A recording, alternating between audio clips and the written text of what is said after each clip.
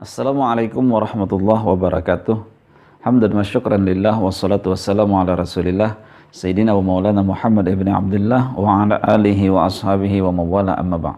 Saudara sekalian, hari ini kita mata kuliah Qawaid al-Fiqhiyah. Materi yang akan dibahas pada hari ini adalah terkait dengan prinsip dasar kaidah dan 5 kaidah asasiyah. Sebelumnya, marilah kita bersama-sama membaca basmalah. Bismillahirrahmanirrahim. Oke, saudara sekalian, slide pertama yang akan kita bahas adalah terkait dengan prinsip dasar kaidah.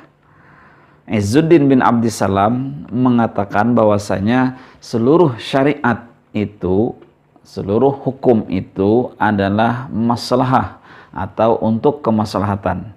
Jadi Allah Subhanahu wa taala menetapkan hukum, atau Rasulullah SAW bersabda menetapkan hukum adalah untuk kemaslahatan.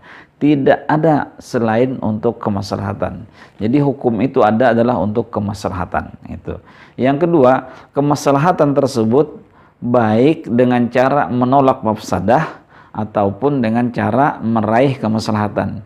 Jadi ketika orang mengatakan yang disebut dengan kemaslahatan, hukum adalah untuk kemaslahatan misalnya, maka kemaslahatan yang dimaksudkan di situ adalah baik menolak kemerusakan, kemafsadatan, atau meraih atau mengambil kemaslahatan.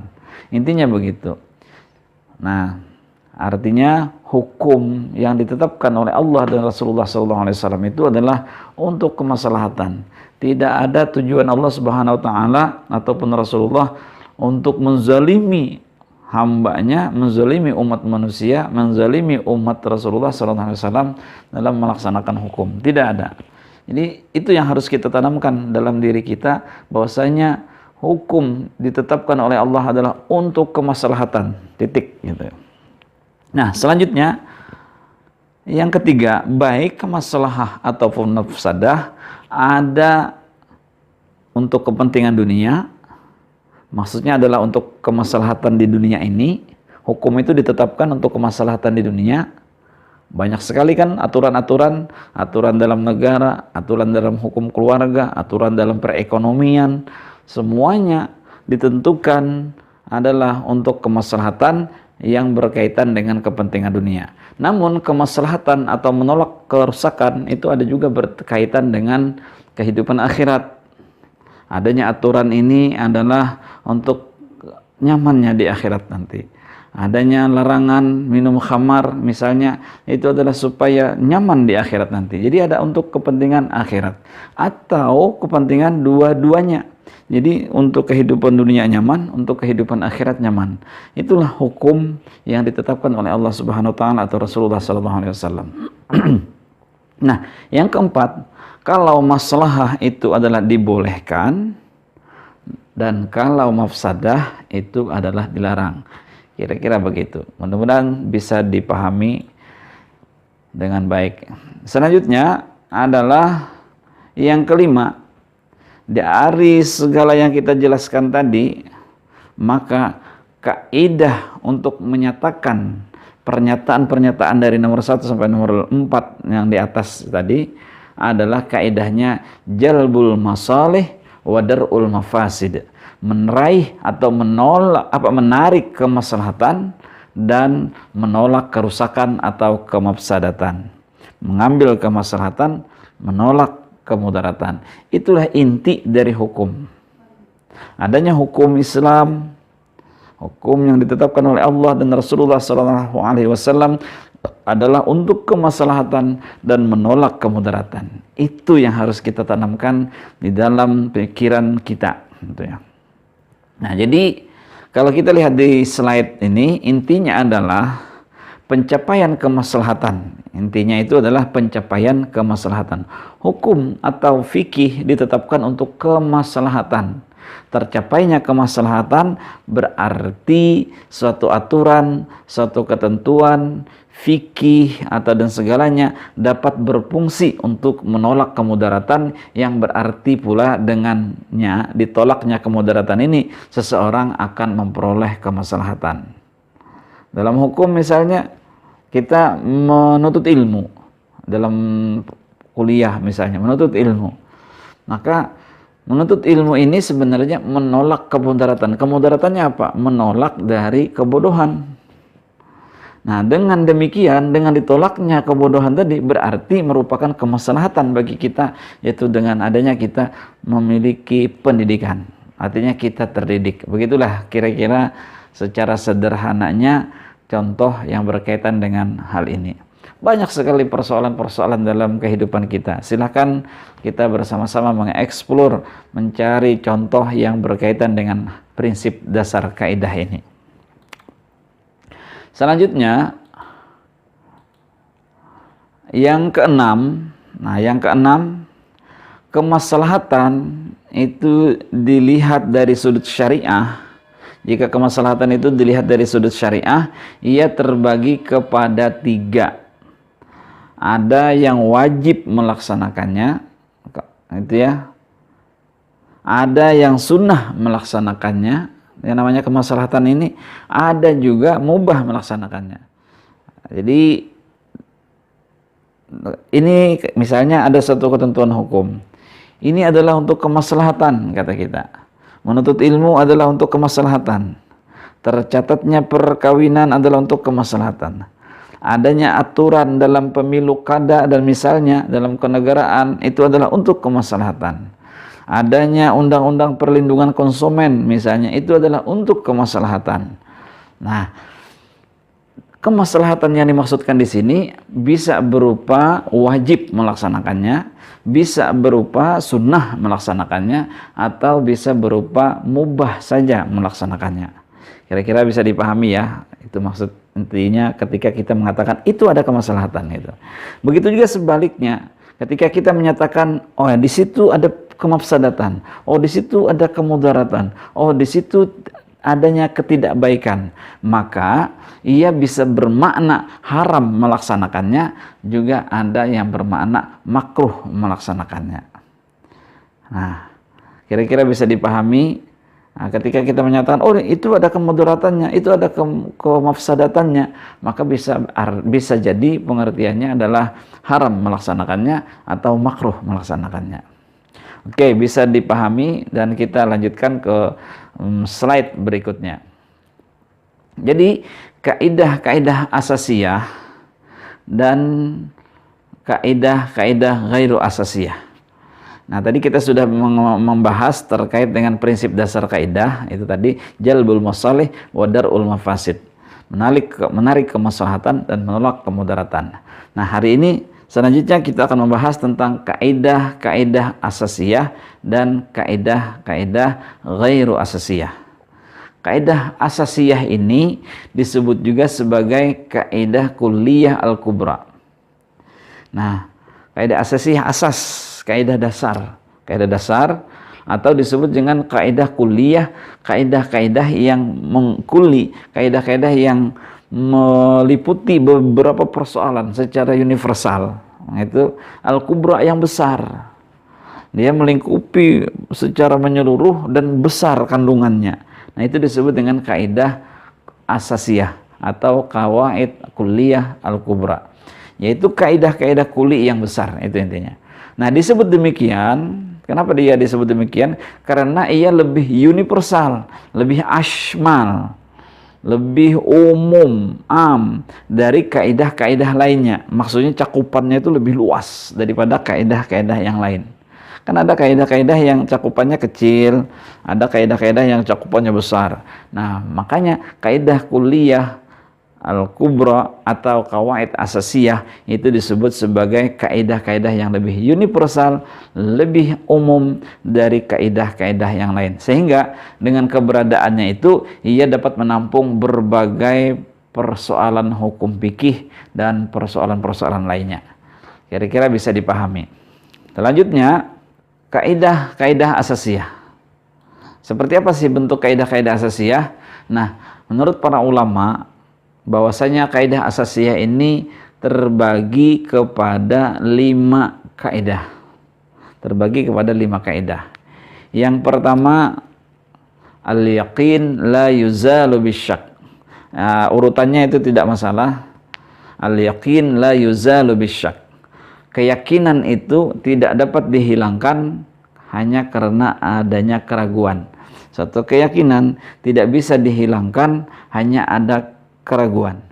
Nah, kaidah-kaidah ini akan kita bahas secara tersendiri pada materi-materi berikutnya. Namun demikian, sedikit akan saya contohkan. Misalnya, kita sudah yakin bahwasanya sebelum sholat zuhur misalnya jam 10 pagi atau jam 11 kita sudah berwudu.